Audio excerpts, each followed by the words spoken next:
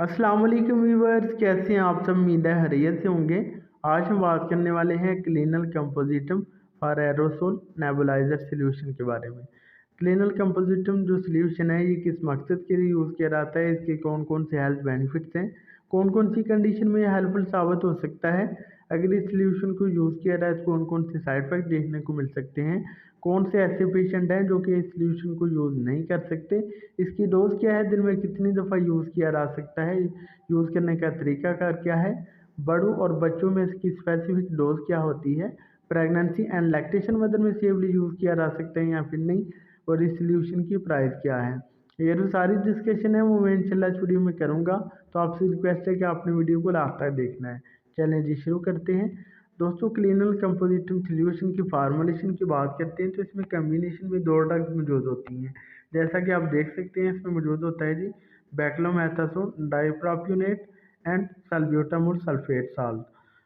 बैक्लोमेथासोन जो है ये बेसिकली एक स्टीरॉयड ड्रग है जो कि एलर्जी की सिम्टम को दूर करने में मदद देती है और इन्फ्लेमेशन को दूर करती है, जबकि सल्ब्यूटामोल जो है ये एक ब्रोंकोडायलेटर ड्रग है जो कि सांस की तंगी को दूर करने में मदद देती है। चैसी फार्मास्यूटिक्स कंपनी ने इसको तैयार किया है। एक पैक में 10 एम्प्यूल्स होते हैं और एक एम्प्यूल जो है वो 2 ml की पैकेजिंग में अवेलेबल होता है। बात करते हैं इसके इंडिकेशन यानी यूजर्स की। तो दोस्तों, जैसा कि एक नेबुलाइजर सॉल्यूशन है तो उसको यूज़ किया जाता है वेरियस टाइप्स ऑफ अस्थमा में, जैसा कि इसको यूज़ किया जाता है ब्रोंकियल अस्थमा में, एक्यूट एंड क्रॉनिक अस्थमा में इसको यूज़ किया जाता है, एक्यूट ब्रोंकाइटिस में इसको यूज़ किया जा सकता है, क्रॉनिक ब्रोंकाइटिस में इसको यूज़ किया जा सकता है। इसके अलावा सीओपीडी यानी क्रॉनिक पल्मोनरी ऑब्स्ट्रक्टिव डिजीज़ में इसको यूज़ किया जा सकता है। इसके अलावा इसको यूज़ कर सकते हैं जी चेस्ट कंजेशन में। इसके अलावा इसको यूज़ कर सकते हैं जी एसओबी यानी शॉर्टनेस ऑफ ब्रेथ में। ये सारी कंडीशन में यूज़ करते हैं। अगर सादा अल्फाज में बयान करें तो अगर किसी बच्चे या बड़े में जो है सांस की जकड़न हो रही हो, सांस बंद हो रहा हो, सांस लेने में दुश्वारी हो, तो उस सूरत में इसको यूज़ करते हैं, चाहे वो निमोनिया की वजह से हो, फेफड़ों की सोजिश की वजह से हो, अस्थमा की वजह से हो या फिर एलर्जी की वजह से हो। सारी कंडीशन में इसको नेबुलाइजर सॉल्यूशन को यूज़ किया जाता है। बात करते हैं कि अगर इसको यूज़ करें तो कॉमन साइड इफ़ेक्ट कौन-कौन से होंगे, तो दोस्तों बहुत कम इसके साइड इफ़ेक्ट देखने को मिलते हैं, बहुत रेयरली ही इसके साइड इफ़ेक्ट देखने को मिलते हैं।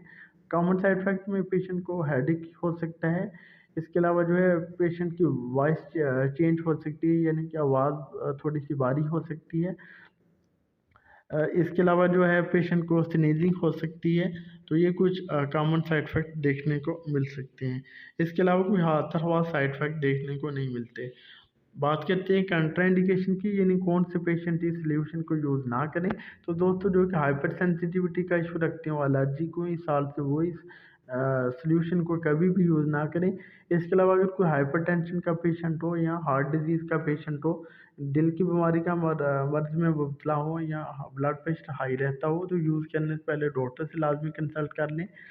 इसके अलावा अगर किसी की आँख में मोतिया हो तो तब भी यूज़ करने से पहले डॉक्टर से लाज़मी कंसल्ट कर लें। अगर किसी को जो है टीबी का मर्ज़ हो तब भी यूज़ करने से पहले डॉक्टर से लाज़मी कंसल्ट कर लें।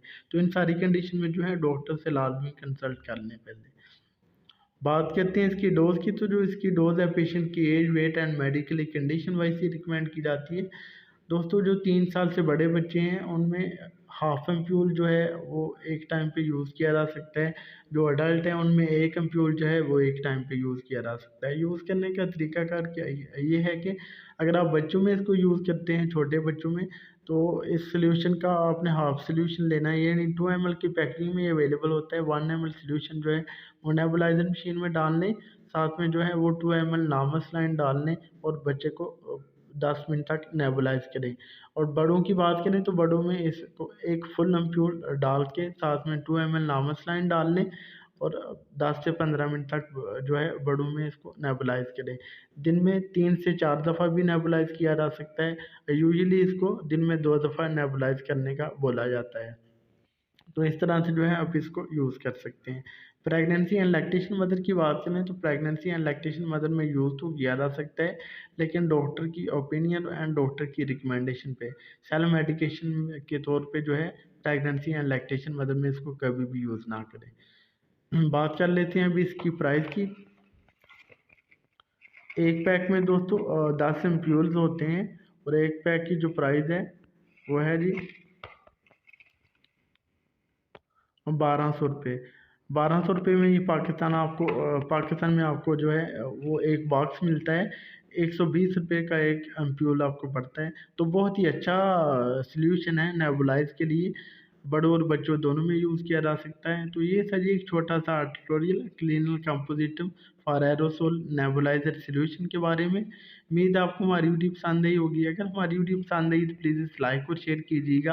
हमारे चैनल नहीं है हेल्थ केयर को सब्सक्राइब कर दें, साथ वाले बेल आइकन को दबाना ना भूलें, ताकि हर न्यू वीडियो की जो नोटिफिकेशन है आपको टाइम पे मिल सके। अब जा दीजिए अपने दोस्त नहीं, मैं उनको मिलते हैं नेक्स्ट वीडियो में। अपना ख्याल कीजिएगा। ओके जी, अल्लाह हाफिज़।